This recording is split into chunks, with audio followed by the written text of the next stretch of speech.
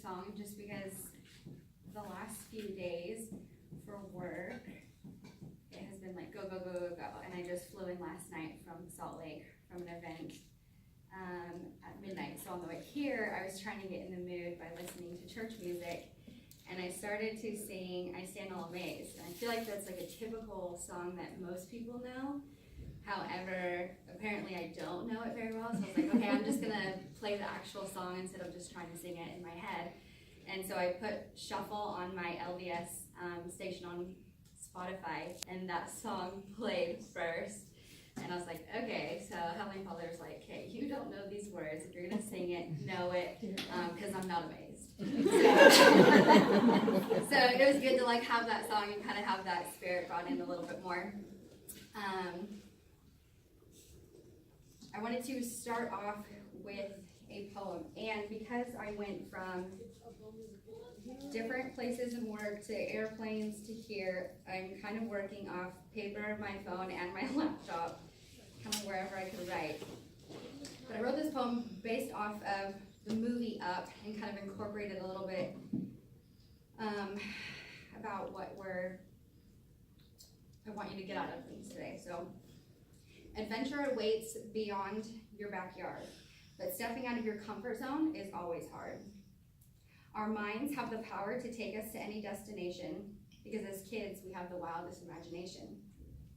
You'll gain and lose some friends and some loved ones and pets. You'll feel pain and anguish, but that's not as bad as it gets. Because without sadness or pain, we don't know joy. Like Snipe being fed chocolate by a cute little boy. If we don't experience heartache, then we truly didn't love. Because our trials are the balloons that allow us to rise above. We need obtainable goals and to chase after our dreams. Put fear aside and make it work by any means. Your worth is beyond any amount you could measure because you're a child of God, a true treasure. So grab your Carl, Russell, and Puff and enjoy the journey of moving up. So growing up, giving up, and keeping up. Can you guys, are these like in? Okay.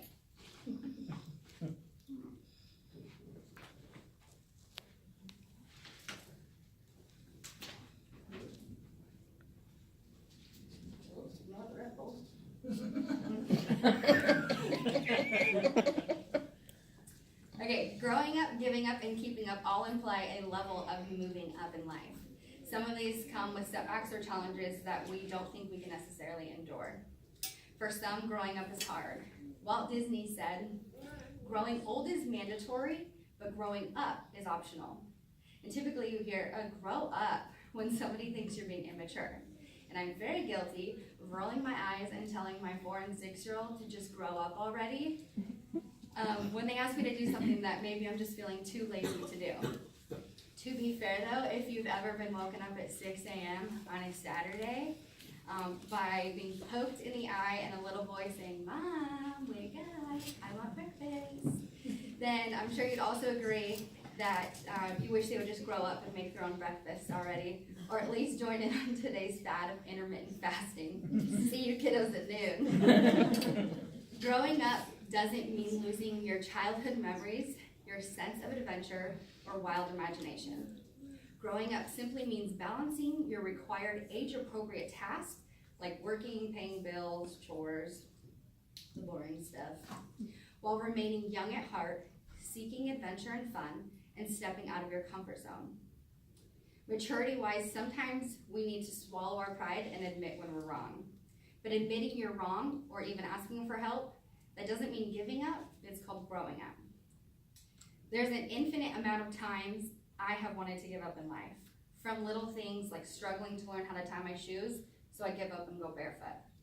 Or when I wasn't understanding both of my math class, so I got tired of looking stupid and always asking questions, so I sat quietly while every word went right over my head. How about the year I dated an inactive member, fell in love, and gave up my faith so I could spend more time with him? Then we broke up, so I gave up my life in California and I moved to China where I taught English at a middle school. I gave up on college when my ADD was pulling me in too many directions. Then I gave up my heart to a man I then married. Then I gave up my body when I became a mom. I gave up the idea of having the picture-perfect family when I finally left a 5-year-long abusive marriage. Then when I had lost it all and battled things like depression, anxiety, and PTSD, and addiction, I tried to give up, quit life, game over. Luckily, I had friends and family, and more importantly, our Heavenly Father, who never gave up on me. It is the idea that we need to keep up in life that leads each and every one of us down a very slippery slope. Social media, for example, shows everyone's picture-perfect family, cute date nights, clean, organized houses, patient and calm kids, and exciting lives full of vacations and wealth. We see these so-called perfect lives, and we go insane trying to keep up with them. Then, when we fall short of these unrealistic expectations, we beat ourselves up, take things out on others, and feel like failures as we bit by bit lose our self-worth. It may sound extreme, but the truth is, a lack of self-worth is all it takes to fall victim to misery. Without your worth, you can develop certain mental illnesses like anxiety or seasonal depression, addiction, unhealthy sex lives, start viewing pornography, body shaming others, bullying, and or abuse. Now, some of us have heard of the show Keeping Up with the Kardashians. And I'm about to get a little abstract, but stay with me because I swear there's a point.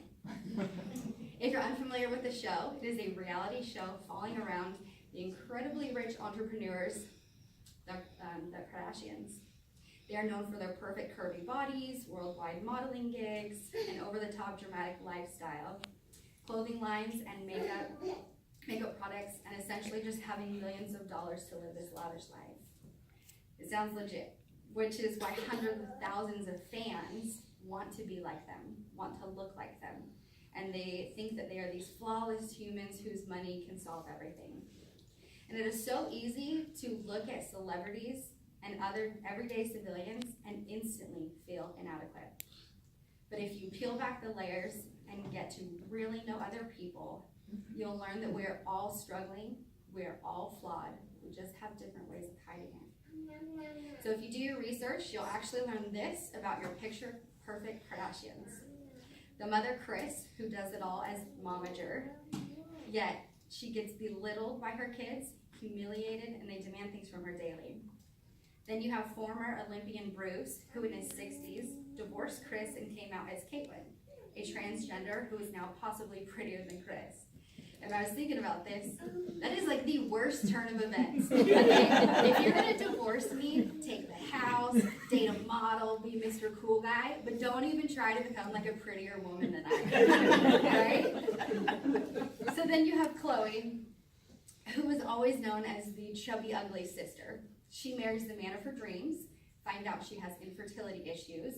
Husband Lamar eventually goes off the deep end, overdoses on drugs, and spends the next few years trying to remember who he is and how to function. With all of that, she starves herself, becomes addicted to working out, and is now accepted by society due to her smaller size. Kourtney is the short sister who only ever eats organic, natural, non-GMO, cruelty-free, vegan-free, whatever. And if you don't eat that way, she'll tell you how quickly you'll just get fat and die. So she's a little intense. And Kim, the once adult film star, is now a worshipped mother of 2 and married to the rapper Kanye. Together, they are so in love with themselves. If Kim simply changes her hair, the whole world knows. In front of the camera, she is a curvy goddess, but behind the camera, she actually struggles with psoriasis, which requires extra photoshopping. And then the only son, Rob, has battled depression, gone through heartbreak, and as a result, gained over 100 pounds and now hides in shame to the public eye. Caught up yet? Because that is exhausting just to talk about all of their issues. But my point of going into detail about this family is to show you a glimpse inside the lives of people we tend to not only admire, but look up to. Media wants us to see these seemingly flawless humans, who are of course never photoshopped, so that we will desire their clear-skinned faces, lack of wrinkles, six-pack walking out of the hospital with baby in hand. And I feel like we're talking about unicorns, but nay. I don't know about you, but nothing about their lives sounds appealing. The problem is, sisters, we live in a world that idolizes unrealistic forms of life. Did you know every single day, the average woman has at least one "I hate my body" moment? We spend so much time comparing ourselves to others that at the drop of a hat, we're willing to body shame ourselves.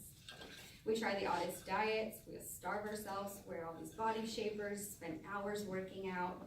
We get fake tans, nails, hair, lashes, everything, just so that we can feel and look a certain way. Don't get me wrong, getting in shape and embellishing your face and skin, whatever you do to feel confident, isn't always a bad thing. But sisters, we should only be doing those things to enhance our natural beauty and to maintain our healthy bodies that Heavenly Father gave us. Clearly, I'm a fan of getting my nails done, and I've done the fake tan and the lashes and all those things, so maybe I'm just kind of talking to myself. But have you ever given someone a gift? Like a t-shirt. You're super excited about it. You give it to them, they open it, and they're just kind of like, And eventually you find out that they exchanged it for a different color. Well, how do you think Heavenly Father feels when He creates our bodies in His image, and every day we belittle ourselves, go to extremes to change our appearances, instead of acknowledging the fact that you have a body that moves, allows you to heal, jump, run, skip, dance, whatever it is that you do, because it doesn't mean that we are without flaw, because we're all flawed. It's a matter of accepting those flaws or not. So how do we recognize and deal with our flaws? First, you need to recognize that everybody is flawed. So having them doesn't make you any less. You may consider a flaw that others might not even notice. They might even love that flaw about you. But as soon as you acknowledge the flaw that you have, and I'll say flaw, you start to take away the power that it has over you. Be mindful of it. But instead of looking at it like a flaw, look at it as a unique feature. Something that sets you apart from the billions of other women in this world. So for instance, I have a friend who has tons of freckles, and she goes great lengths, wears a lot of makeup just to cover them up. She hates her freckles. I have freckles, and I genuinely love them, and I'm always so sad. I'm like, don't cover them, they're so pretty. But I only get my freckles when I'm exposed to the sun. So clearly, I have few freckles. But there are certain things that we don't like about ourselves, things that we can't control. And there's things that we can't just cover up with makeup. I wanted to discuss a few of the main issues that we are faced with today. Those main issues that I had posted about before were depression, abuse, addiction, pornography, and lack of self-worth. So I found out on, is it this coming Sunday or next Sunday, there's actually a mental health specialist coming in to talk to everybody. So I kind of took out the depression part of it, just due to the fact that that was going to be mainly discussed about. I wanted to have more time on these other topics. So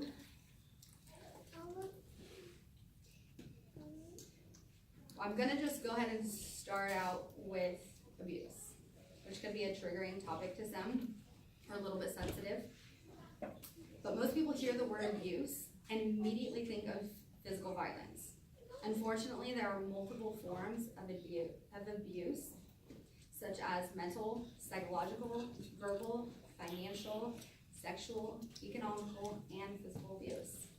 And I want to clarify that there is a fine line between being mean, blunt, forward, or persuasive, and being controlling, demeaning, and abusive. The harsh truth is that 82% of the population has endured physical or emotional abuse. That is insane. That is such a high number.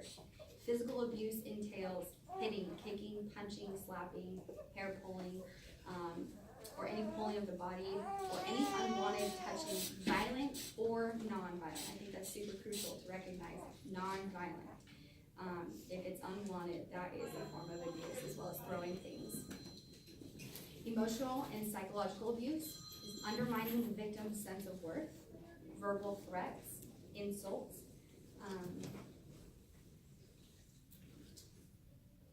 constant monitoring, so like stalking even, humiliation, intimidation, isolation, and being belittled.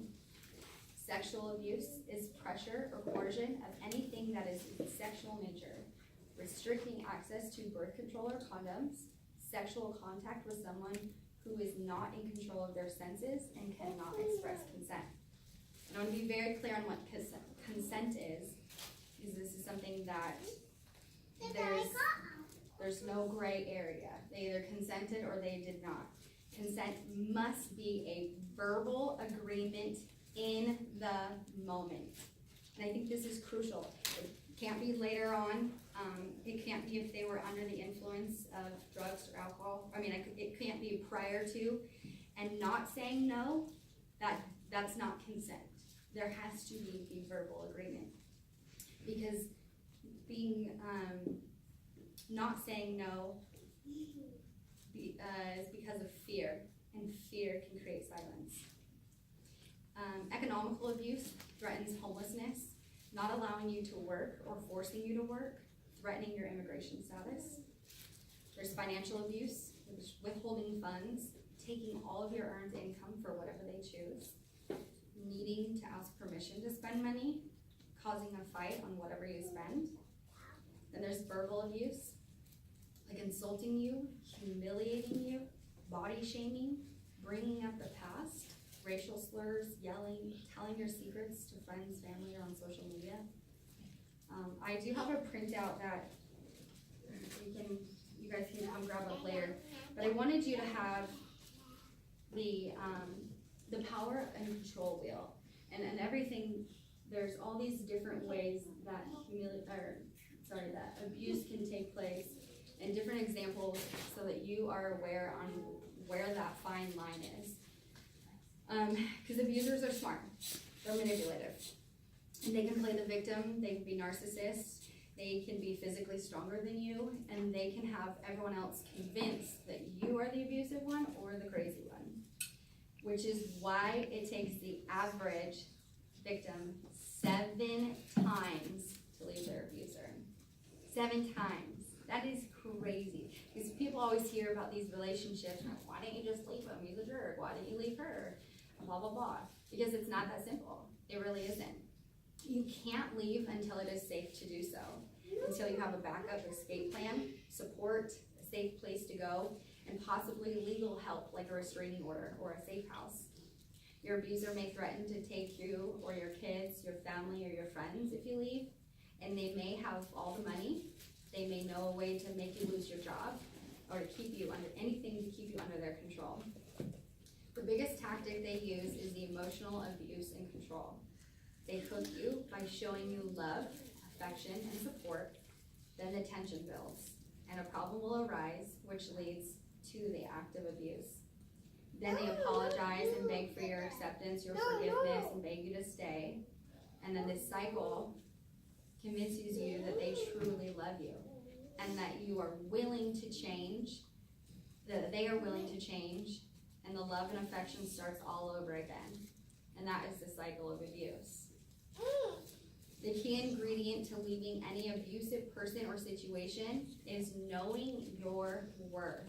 I can't express that enough. Know that you do not deserve to be beat down. You do not deserve to be held back from following your dreams. You deserve to have the freedom. You deserve to be whoever you choose to be. You don't get to be told who you are or who you aren't. You tell people who you are.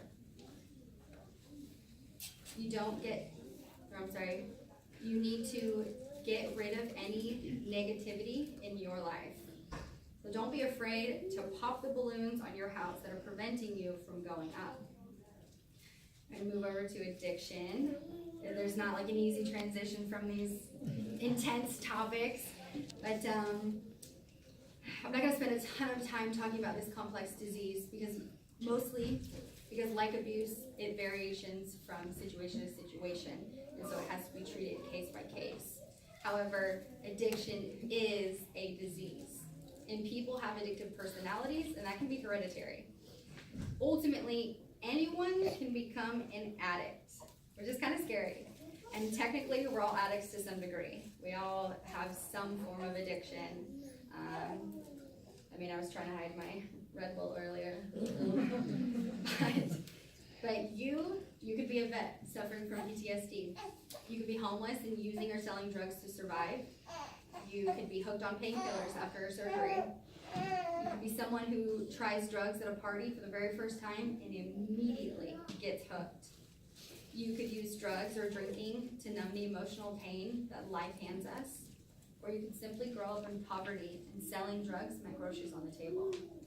Anybody can be an addict. So addiction does not discriminate, but it can be prevented. So talk to your kids and family members, your friends, inform them of the dangers of even trying drugs or alcohol just once. Look up your family history. Is there any addiction there? Are there any other diseases or health conditions that one drink could escalate? Because if they're currently using, do they still work, support others emotionally? Do they socialize, function normally? These are all things that you guys should be asking yourselves and looking in your own family. You might think that, oh, my kids would never do that, my husband would never do that, so-and-so would never do that. The truth is never say never, because you yourself could be a victim of it.